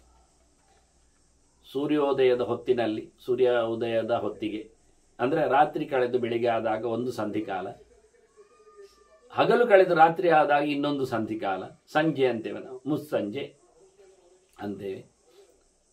ಆನಂತರ ಇನ್ನೊಂದು ಮಧ್ಯಾಹ್ನ, ಹಗಲು ಕಳೆದು ಪೂರ್ವಾಹ್ನ ಕಳೆದು ಅಪರಾಹ್ನ, AM to PM ಮಧ್ಯದಲ್ಲಿ ಬರುವಾಗ, ಇದು ಒಂದು ಸಂಧಿಕಾಲ. ಹೀಗೆ 3 ಸಂಧಿ ನಾವು ಗುರುತಿಸ್ತೇವೆ. ಮತ್ತೊಂದು ಸಂಧಿಕಾಲ ಇದೆಯೇನು ಕೇಳಿದರೆ, ರಾತ್ರಿ ಆಗುವುದು, ರಾತ್ರಿ ಕಳೆಯುವುದು. ಸೂರ್ಯ ಅಸ್ತಾದ ಬಳಿಕ 1 ಯಾಮದ ಬಳಿಕ ರಾತ್ರಿ ಆಗ್ತದೆ. ಆಗ ನಾವು ದೇವರನ್ನು ನೆನೆದು ಮಲಗಬೇಕು. ಸೂರ್ಯ ಅಸ್ತ 6:15 ಆದರೆ 9:15ಕ್ಕೆ ನಾವು ದೇವರನ್ನು ನೆನೆದು ಮಲಗಬೇಕು. ಬೆಳಿಗ್ಗೆ ಸೂರ್ಯೋದಯ 6 ಆದರೆ ಅದಕ್ಕಿಂತ 3 ಗಂಟೆ ಮೊದಲು, ಕೊಡೆಯ ಯಾಮದ ಮೊದಲು ಏಳಬೇಕು, ಬ್ರಾಹ್ಮ ಮುಹೂರ್ತದಲ್ಲಿ ಏಳಬೇಕು. ಎದ್ದ ಕೂಡಲೇ ನೆನಪಿಸಿಕೊಳ್ಳಬೇಕು. ಹಾಗೆ ಮಲಗುವ ರಾತ್ರಿಯ 1 ಯಾಮದ ನಂತರ ಮಲಗುವಾಗ ಒಂದು ಕಾಲ, ರಾತ್ರಿಯ 4ನೇ ಯಾಮದಲ್ಲಿ ಆರಂಭ ಆಗುವ ಮುಂಚೆ ಎದ್ದಾಗ ಒಂದು ಕಾಲ. ಹೀಗೆ 5 ಕಾಲದಲ್ಲಿ ದೇವರ ಸ್ಮರಣೆ ಉಂಟು. ಹೆಚ್ಚಿನವರಿಗೆಲ್ಲ ಗೊತ್ತಿಲ್ಲ. ಮಲಗುವ ಮುಂಚೆ ದೇವರನ್ನು ನೆನಪಿಸಿಕೊಂಡು, ಏಳುವ ಮುಂಚೆ ದೇವರನ್ನು ನೆನಪಿಸಿಕೊಂಡು ಹೇಳುವಂಥದ್ದು. ಹಾಗಾಗಿ ಪಂಚಕಾಲಜ್ಞ ಅಂತ ಏನೇನೋ ಅರ್ಥ ಎಲ್ಲ ಬರೀತಾರೆ ಈ ಶಬ್ದಗಳಿಗೆ. ಅದಕ್ಕೆ ನಾನು ಸುಮಾರು ಅರ್ಥಗಳನ್ನು ಕೊಟ್ಟೆ ಭಾರತದ ಪಂಚಕಾಲಜ್ಞಕ್ಕೆ. ತಿಥಿಯನ್ನೆಲ್ಲ ದಿನದ ಕಾಲದ ಲೆಕ್ಕಾಚಾರದಲ್ಲಿ, ಉದ್ದ ಕಾಲದ ಲೆಕ್ಕಾಚಾರದಲ್ಲಿ, ಪಂಚರೂಪದ ಚಿಂತನೆಯಲ್ಲಿ, ಭಗವಂತನ ಪಂಚ ಸಂವತ್ಸರಾದಿಗಳ ಅನುಸಂಧಾನದಲ್ಲಿ, ಅದರೊಟ್ಟಿಗೆ ಕೊನೆಯಲ್ಲಿ ಹೇಳಿದ ದಿನದ ಕಾಲದ ಲೆಕ್ಕದಲ್ಲಿ, ಹೀಗೆ ಸುಮಾರು ಅರ್ಥಗಳಲ್ಲಿ ಭಾರತ ಈ ಎಲ್ಲ ಗುಣಗಳ ಚಿಂತನೆ ಹೀಗೆ ಇರುವಂಥದ್ದು. ಹೀಗೆ ಹೇಳುತ್ತಾ ಕೊನೆಗೆ ಅತ್ಯಂತ ಪ್ರಸಿದ್ಧವಾದ ಒಂದು ಮಂತ್ರವನ್ನು ಚಿಂತನೆಯಲ್ಲಿ ತಂದಿದ್ದಾನೆ ನಾರದ. ಮತ್ತು ಮಾತುಗಳಿವೆ. ಚತುರ್ಭಿಷ್ಟ ದ್ವಾಭ್ಯಾಂ ಪಂಚಬೇರೇವಚ ಹುಯತೇಚ ಪುನರ್ದ್ವಾಭ್ಯಾಂ ಸಮೇ ವಿಷ್ಣು ಪ್ರಸೀದತು ಅಂತ.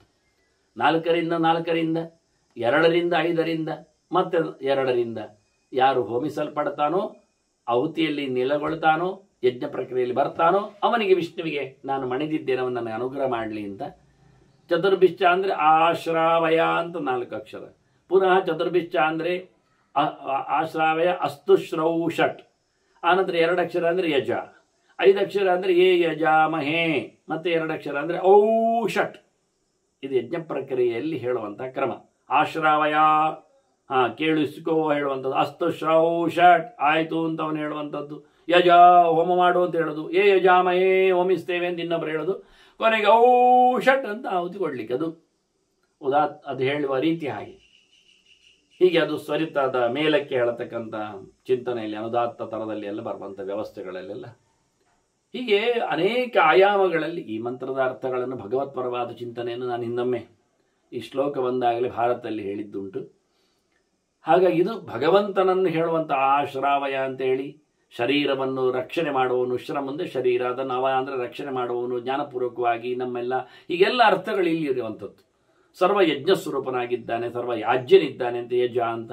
ಹೀಗೆ ಈ ಭಗವಂತನ ಇಪಿತಿ 4 4 8 2 10 ಮತ್ತು 15 ಮತ್ತೆ 2 17 18 ಅಕ್ಷರದ ಚತುರ್ಭಿಶ್ಚ 4 ಚತುರ್ಭಿಶ್ಚ 8 ದ್ವಾಭ್ಯಾಂ 10 ಏ ಯಜಾಮಹೆ 15 ಔಷಟ್ 17 17 ಅಕ್ಷರದಿಂದ ಆಹುತಿ ಪಡೆದವ 18ನೆಯವ ಭಗವಂತ ಅಂತೇಳಿ ಇದು ಭಾರತದ ಸಂಖ್ಯೆಯಲ್ಲಿ ಜಯಕೃಷ್ಣನ ಅನುಸಂಧಾನ ಮಾಡುತ್ತಾರೆ. ಹೀಗೆ ಇನ್ನೂ ಅನೇಕ ಮಾತುಗಳಲ್ಲಿ ಕೃಷ್ಣನ ಉಪಾಸನೆಯನ್ನು ನಾರದ ಮಾಡಿದ್ದಾರೆ. ಅದನ್ನು ಮತ್ತೆ ಸೇರಿದಾಗ ಅನುಸಂಧಾನ ಮಾಡುವ ವಂದನೆಗಳೊಂದಿಗೆ ಶ್ರೀಕೃಷ್ಣ ನಾರಾಯಣ ನಾರಾಯಣ ನಾರಾಯಣ.